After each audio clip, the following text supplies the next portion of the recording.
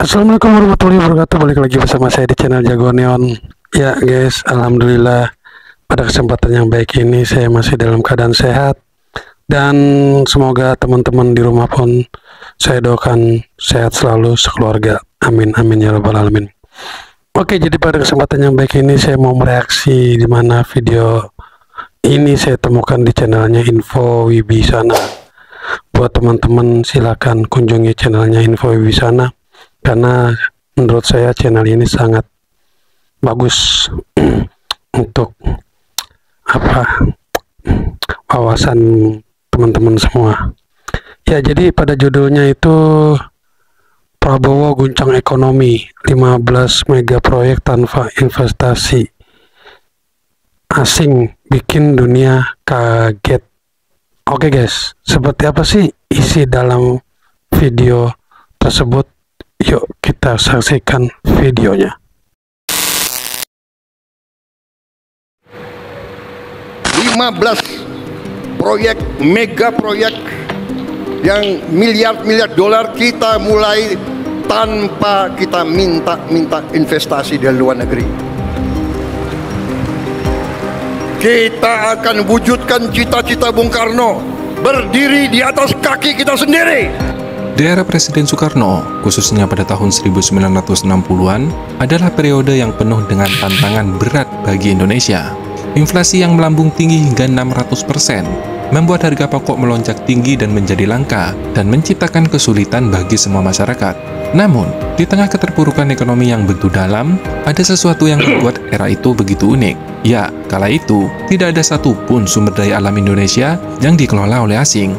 Justru, Presiden Soekarno mengambil langkah berani dengan menerapkan kebijakan nasionalisasi dan menolak intervensi asing dalam mengelola kekayaan sumber daya alam Indonesia. Bagi Soekarno, kedaulatan atas sumber daya alam adalah harga mati. Ia ingin memastikan bahwa kekayaan alam Indonesia dikelola oleh bangsa Indonesia sendiri, bukanlah oleh pihak asing. Di tengah keterbatasan ekonomi, Soekarno justru memilih untuk berinvestasi pada sumber daya manusia. Beliau mendorong pelajar dan mahasiswa Indonesia untuk menempuh pendidikan di luar negeri. Meskipun banyak di antaranya telah menghadirkan kesulitan finansial dan budaya, tapi tidak bisa dipungkiri hasilnya bahwa kebijakan ini menuai hasil yang luar biasa. Banyak dari mereka yang akhirnya menjadi tokoh-tokoh penting dalam berbagai bidang, seperti politik, ekonomi, pendidikan, dan teknologi, yang berkontribusi besar bagi pembangunan Indonesia. Sebut saja, yaitu B.J. Habibie atau Baharudin B.J. Habibie. Beliau dikirim ke Jerman untuk belajar teknik penerbangan. Setelah kembali ke Indonesia, ia dikenal sebagai Bapak Teknologi Indonesia, berkat kontribusinya dalam pengembangan industri dirgantara. Ada juga Ali Wardana. Ia belajar ekonomi di Amerika Serikat dan menjadi Menteri Keuangan dan Menteri Koordinator Bidang Ekonomi yang memainkan peran kunci dalam kebijakan ekonomi Indonesia. Selain itu, ada juga Emil Salim yang menjadi tokoh lingkungan hidup internasional, Sarbini Sunawinata atau ekonom terkemuka asal Indonesia kala itu. Semuanya itu adalah contoh lain dari hasil kebijakan Soekarno. Bahkan Sumitro Djoyohadikusumo, ayah Presiden Prabowo sendiri, adalah salah satu ekonom terkemuka yang pernah menjabat sebagai Menteri Perdagangan, sekaligus Menteri Perindustrian serta Menteri Keuangan di era Presiden Soeharto. Soekarno bukanlah anti investasi asing. Ia hanya menyadari bahwa Indonesia saat itu belum siap untuk menerima investasi asing secara besar-besaran. Kekhawatirannya adalah investasi asing yang tidak terkontrol justru akan merugikan Indonesia dalam jangka panjang. Dan sayangnya, kekhawatiran itu terbukti beberapa tahun kemudian setelah dirinya lengser. Di era Presiden Soeharto, sektor-sektor strategis seperti Freeport, Blok Masela, Blok Rokan, Blok Cepu, Blok Mahakam, Blok Natuna, serta kebun-kebun kelapa sawit semuanya jatuh ke tangan perusahaan asing. Investasi asing sebenarnya tidak selalu negatif. Dia juga bisa membawa banyak manfaat seperti menciptakan lapangan kerja, transfer of teknologi, dan meningkatkan efisiensi produksi. Namun yang perlu dipertimbangkan adalah sejauh mana manfaat yang kita terima, terutama ketika menyangkut sektor strategis, kontrak jangka panjang hingga puluhan tahun, serta dominasi asing di sektor-sektor krusial seperti infrastruktur, pertanian, dan pertambangan bisa mengancam kedaulatan ekonomi suatu negara. Bayangkan saja, jika bandara, jalan tol, pelabuhan, kebun-kebun pertanian seperti kebun kopi, kebun kelapa sawit, karet, dan pertambangan semuanya dikuasai oleh asing. Apakah Indonesia masih memiliki kedaulatan ekonomi? Tentu tidak, karena ekonomi kita akan sepenuhnya bergantung pada perusahaan-perusahaan asing. Oleh karena itu, penting untuk menciptakan lembaga investasi sendiri yang berfokus membidik sektor-sektor strategis. Nah, di era Presiden Prabowo Subianto, Indonesia sepertinya akan kembali ke hitah awal dengan dibentuknya Dana Nasional Tangguh atau Danantara yang akan resmi beroperasi pada 20 Februari 2025 ini. Hal ini diperkuat oleh pernyataan Presiden Prabowo sendiri yang menegaskan bahwa Indonesia akan berdiri di atas kaki sendiri tanpa meminta-minta investasi asing. Proyek-proyek besar akan dibiayai dan dikelola secara mandiri, terutama untuk proyek-proyek strategis. Nama Danantara sendiri memiliki makna yang sangat mendalam, yaitu kekuatan atau energi masa depan Indonesia sebagai simbol dan harapan bagi bangsa Indonesia sendiri. Dan kita ternyata negara yang kaya. 15 proyek, mega proyek yang miliar-miliar dolar kita mulai tanpa kita minta investasi dari luar negeri. Kita akan wujudkan cita-cita Bung Karno, berdiri di atas kaki kita sendiri. Mantap. Kita tidak akan minta-minta. Ada yang datang dari luar. Ya sebenarnya terbuka juga ya buat investor asing. Jadi kita tuh nggak menutup untuk investor asing tuh nggak. Kalau kata Pak Prabowo sendiri gitu.